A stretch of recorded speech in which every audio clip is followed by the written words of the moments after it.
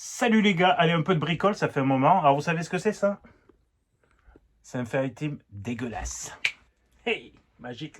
Bon, ce Fire Team, le petit bilan, ça fait combien que je roule? 9 mois? 8 mois je crois que je roule avec.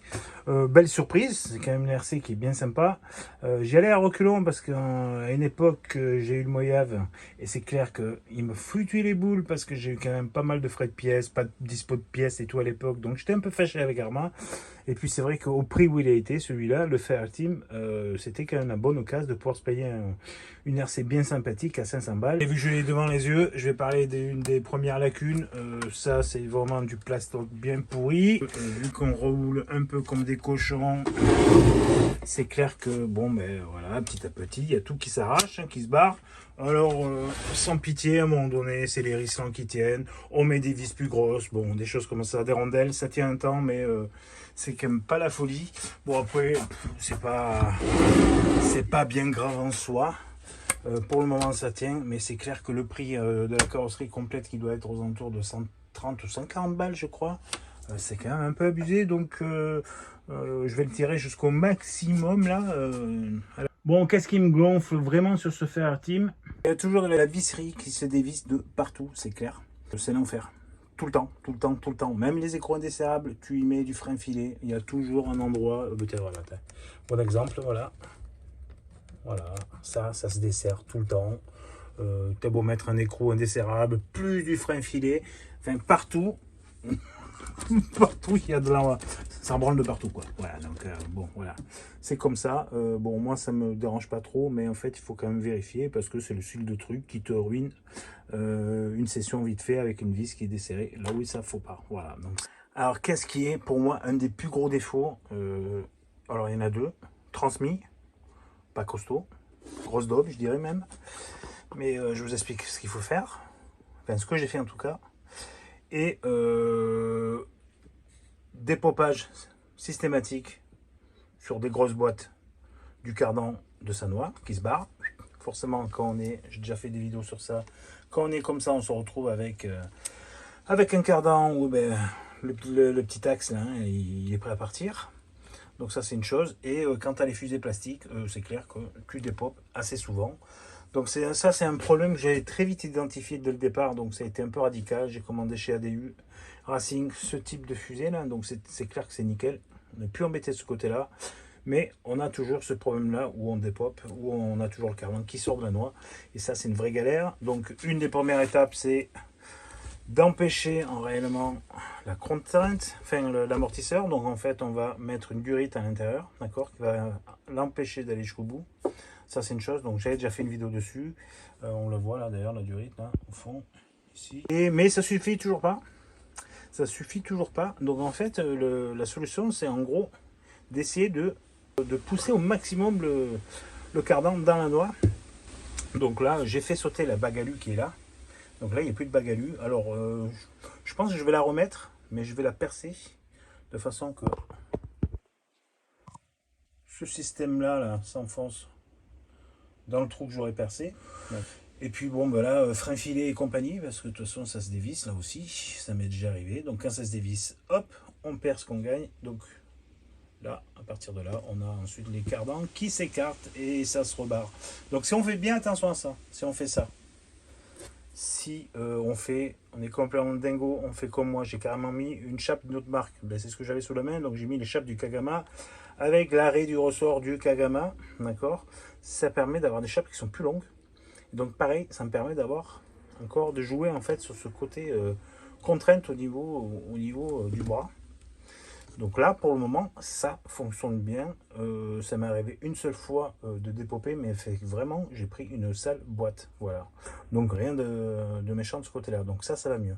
Bon, j'ai pas été tendre, j'avoue, dans la transmis, forcément, elle a ramassé. Alors, ramasse parce que je prends des boîtes au niveau de je me casse la gueule, d'accord, je roule comme un bourrin. Mais il y a aussi que la transmis, elle est pas top, ça c'est clair. Donc, pareil, j'avais fait des vidéos dessus. Ce que j'ai fait, c'est que j'ai commandé chez RC AWD ces diffs. Donc j'ai un diff central qui est tout corps alu, plus j'ai monté le diff à l'avant, mais j'ai aussi à l'arrière que j'ai pas encore monté, là ça va être l'occasion de le faire. Donc déjà ça a été un gros avantage parce que quand tu fumes la transmis avant à bout de 10 packs je crois, honnêtement j'avais quand même vachement les boules. Donc je crois que j'ai payé les 2 diffs sur AliExpress de cette marque RC AWD, je ne vais pas dire une connerie, je crois que c'est dans les 60 balles. Donc diff avant, diff arrière. En fait tu te fais même pas chier à changer à l'intérieur, tu changes tout d'un coup avec pignon d'attaque et tout compris avec dans le tarif. Donc même pas on se prend la tête, on change tout direct. Voilà. Mais il va bien, hein. Ça fait un moment que je roule avec et il encaisse 6, 8, ça va, il va bien. Donc pour le moment, rien à dire. Mais je vais passer encore un cran au-dessus. Bon, le cran au-dessus, c'est quoi? C'est juste mettre une cellule en 70-75 devant. Parce que le plastique, à un moment donné, mange. Il y a vachement de contraintes sur la transmission. Donc là, c'est clair que ça va aller vachement mieux. Voilà. Et j'ai regardé, j'ai bien étudié la boîte là. Honnêtement, ça va super bien. Bonne cam. C'est toujours mieux que les cellules classiques. Là, on en trouve à AliExpress autour de 17 balles. Mais bon, à 17 balles, t'as rien.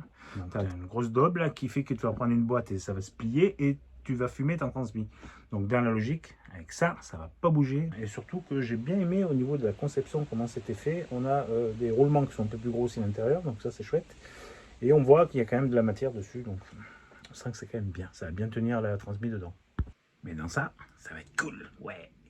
En fait, je fais toutes ces upgrades là parce que le Fireteam, je l'aime vraiment et je le kiffe. Ce truc à piloter, c'est vraiment sympa. Même s'il a des roues qui ressemblent à des trucs lunaires là, honnêtement, il est vraiment fun à piloter.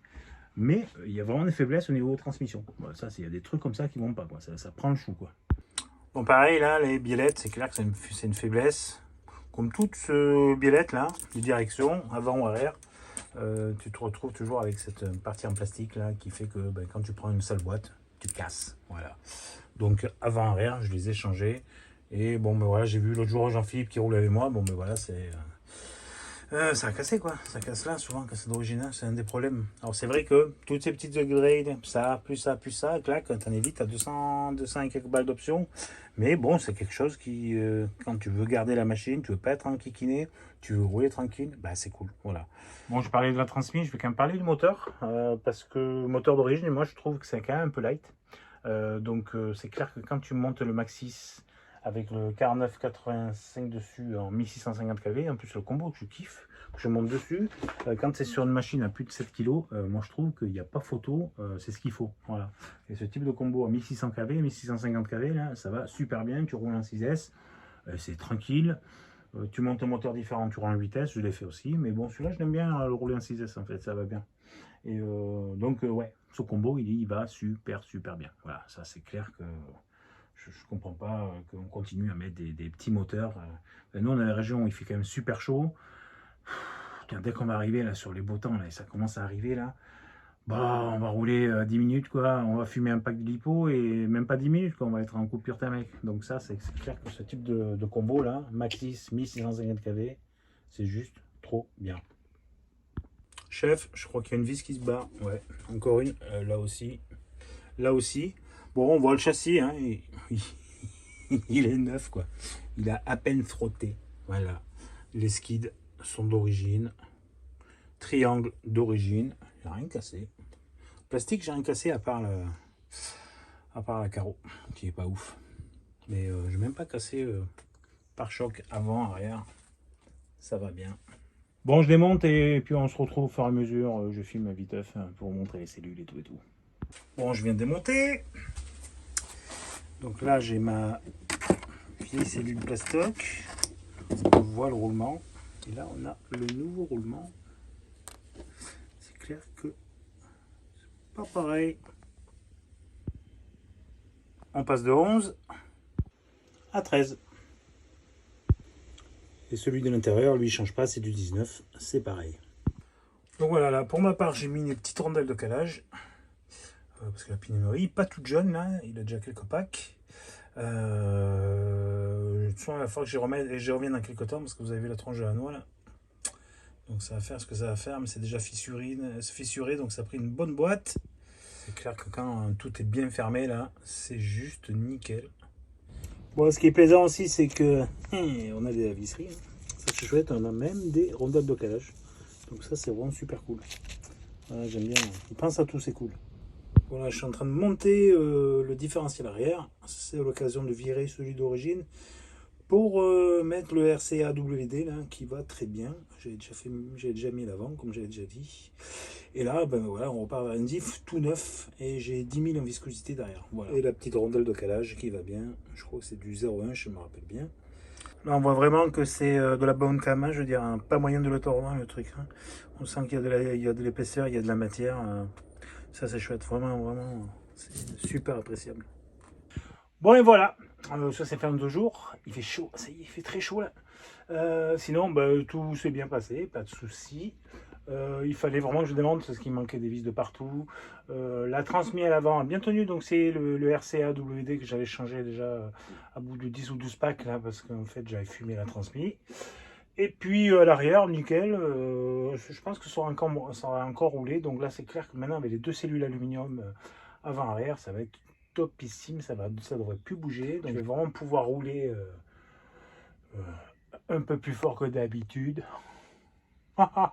Donc voilà, non, honnêtement, c'est cool. Non, mais il fallait vraiment que je fasse cette petite maintenance là, parce que vraiment il manquait des vis de partout. Sous le châssis, j'en avais plein qui étaient barrés ou dévissés. Les noix de l'arbre central avant et arrière, les deux étaient en train de se dévisser totalement. Donc, ouais, il était temps quoi. Hein, voilà. Bon, je filme, bon, c'est clair que l'on voit rien. Cellule noire sur fond noir. Pas rien de dingue. Mais vraiment, j'étais vraiment agréablement surpris par le matos, par la qualité. C'est vrai que c'est super top. C'est vraiment plaisant de voir de l'aluminium comme ça et voir des pièces qui s'ajustent aussi bien. Et puis bon, voilà, souci de finition avec les petites vis en plus, les rondelles de calage. Voilà, c'est des trucs qui sont appréciables et qui sont sympas quoi. Donc voilà les gars. Donc je vous dis à très bientôt. Je pense qu'on va se revoir sur la piste. Hein. Allez, ciao les gars, bye bye.